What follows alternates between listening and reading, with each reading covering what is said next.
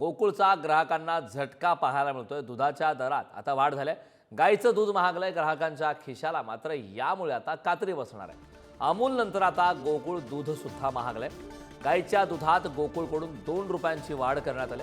कोल्हापूर जिल्हा दूध उत्पादक संघ अर्थात गोकुळनं दुधाच्या दरात वाढ करण्याचा निर्णय घेतलाय।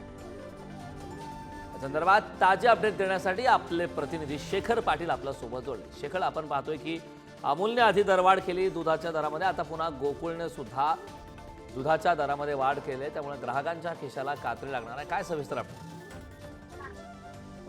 करण बरोबर आहे। आज 4 मे पासून या दूध दरामध्ये वाढ झालेली आहे। गोकुळचं दूध जे आहे ते मुंबई शहर असू दे, उपनगर असू दे, ठाणे, रायगड, पालघर या विविध जिल्ह्यांमध्ये मोठ्या प्रमाणात वितरित होत असते आणि यानुसार खरं तर आजपासून ही दरवाढ जी आहे ती लागू करण्यात आलेली आहे।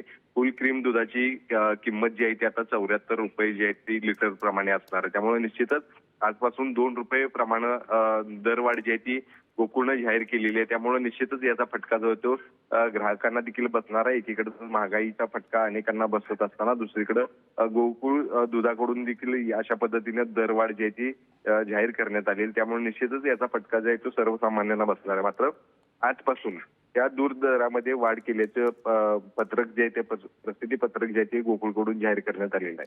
त्यामुळे निश्चितच याचा आता ग्राहकांकडून कशा पद्धतीनं प्रतिक्रिया येतात हे देखील पाहणं गरजेचं असणार।